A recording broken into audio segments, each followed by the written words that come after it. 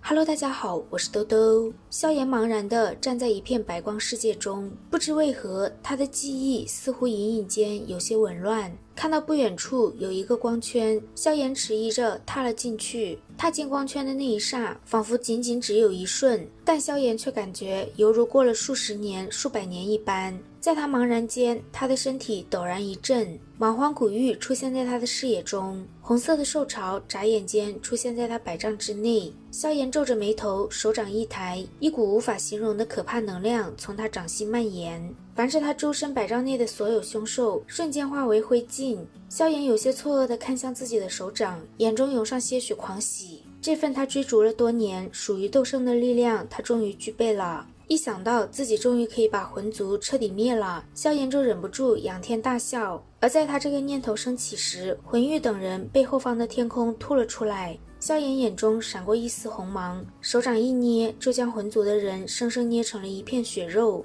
就在萧炎越来越疯狂，双眼血红时，一股清凉的气息从他纳戒中涌出，顺着他的手臂钻进他的脑中。萧炎的身体狠狠一颤，他脑海中紊乱的记忆和莫名其妙多出来的东西立刻消散。当他眼中最后一缕血红消散时，萧炎一脸阴沉地抬起头，不愧是菩提古树，如此逼真的幻境都能制造出来。若不是他之前得到的菩提子帮忙，恐怕他会一直沉浸在幻境中。之前那5名半圣傀儡，想必就是在幻境中丧失了灵魂，最终变成了行尸走肉。萧炎举起手中的菩提子，瞬间这片天地犹如破碎的镜子一般爆裂。等萧炎回过神，发现自己身处在一片充满碧绿色的空间中，空间中有一棵约莫数十丈左右、通体翠绿的古树。萧炎目光阴沉地看着这棵释放着惊人生命力的菩提古树，先前将他困住的幻境就是这个东西搞出来的。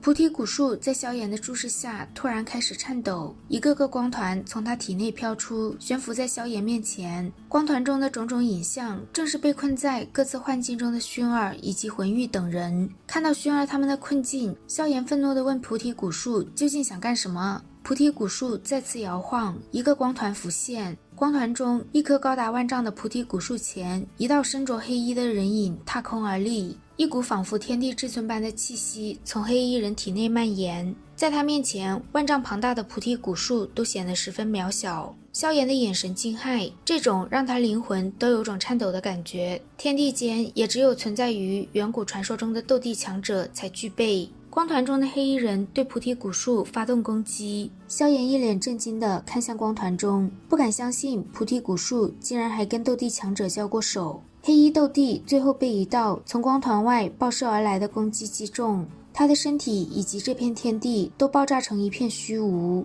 萧炎心脏狠狠一跳，显然黑衣斗帝是死在了另一名神秘的斗帝和菩提古树的联手下。光团中的影像并没有因为黑衣斗帝陨落而停止，那片虚无中涌现了一丝丝黑色气流，冲进了菩提古树中。伴随着这些黑色气流进入，菩提古树浑身弥漫的清气隐隐添上了一抹隐晦的阴冷。看到这一幕，萧炎若有所思，被黑气侵入后的菩提古树和他第一次在莽荒古域见到菩提古树的感觉完全相同。光团缓缓暗淡，凝聚成一团无形之物，闪电般冲进了萧炎的脑中。萧炎消化完这些奇异的信息流后，睁开双眼，眼前这棵从远古就存在的菩提古树，经过无数岁月的沉淀，并没有进化出完整的灵智，它仅仅具备着一些灵物的基本功能，比如自主保护或者反击。从先前的影像看来，斩杀那名黑衣斗帝让他受到了极为可怕的创伤，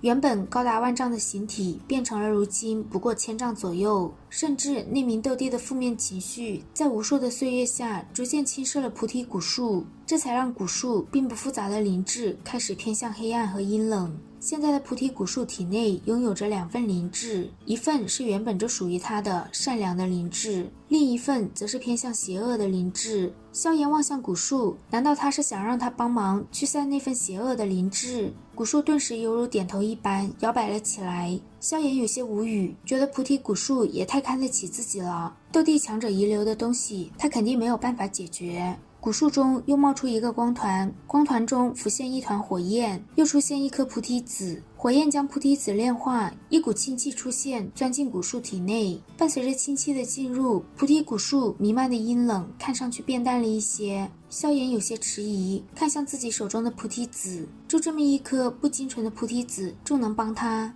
古树摇了摇，一枚枚绿色光点从他体内飘出，悬浮在萧炎面前。萧炎顿时有些目瞪口呆，这些光点居然是24颗菩提子，而且看那色泽，明显比他手中的不知道纯净了多少倍。萧炎有一种一把全抓了，掉头就跑的冲动。好在他还保持着理智，知道自己跑也跑不掉。想到面前这么多菩提子都要炼化，萧炎一阵肉痛。菩提古树再次摇晃，仿佛催促萧炎一般。萧炎苦笑一声，只能点点头，释放出异火，将菩提子丢了进去。菩提子中蕴含着极为强悍的能量，即便是有异火相助，也花了将近1个小时才将菩提子化为一团晶莹剔透的液体。又过了半小时，那团液体才化为带着些许翠绿的氢气，钻进菩提古树。伴随着这缕氢气钻入，古树一阵颤抖，一丝极为淡薄的黑气浮现，最后化为虚无，消散不见。见到这一幕，终于松了口气的萧炎一屁股坐了下去。炼化菩提子的困难度远超他的意料，即便是以他现在9星斗尊的实力，也不可能持续的炼化。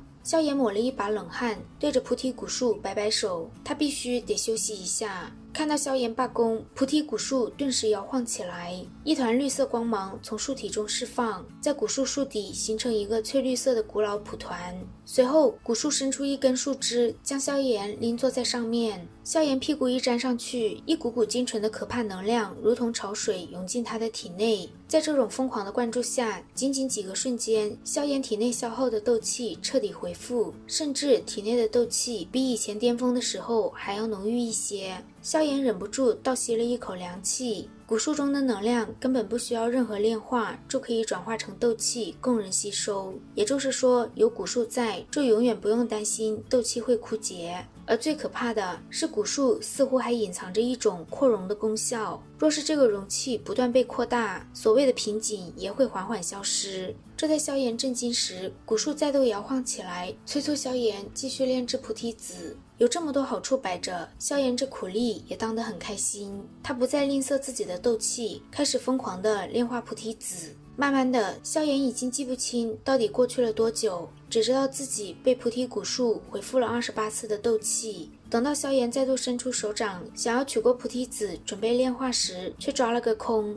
他这才发现面前的菩提子已经被尽数炼化完毕。他身后的菩提古树伴随着最后一丝黑气的消散，绿芒大盛，一道道刺眼的绿色光霞自树体之中爆射而出。此刻的菩提古树比起先前越发的翠绿，给人一种祥和、神圣和智慧般的奇异感觉。菩提古树伸出一根树叶，摸了摸萧炎的脑袋。萧炎感受到古树欣喜的情绪，也拍了拍古树的树枝，一股源自灵魂的疲惫突然涌现。这段时间炼化菩提子对他的消耗实在太大，现在一放松，那股一直被压抑的疲惫让他陷入了沉睡状态。见萧炎陷入沉睡，古树爆发出一阵翠绿光芒，将坐着的萧炎拉靠树体。萧炎缓缓融入树体，如同雕塑般盘坐在树体中心，纹丝不动。萧炎被菩提古树拉进树体后不久，古树再度摇晃着树枝，这片空间撕裂开一个个口子，一道道狼狈的身影被吐了出来。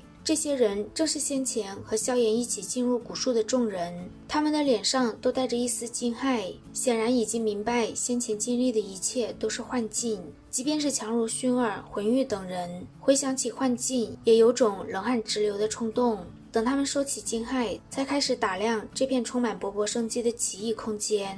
薰儿看到位于树体内的萧炎，脸颊瞬间巨变，古清扬一把抓住他，让薰儿不要冲动，这或许是萧炎的大机缘。薰儿清醒过来，想到和菩提古树有关的记载，这才点了点头。好啦，今天的视频到这里就结束了，我们下集再见，拜拜。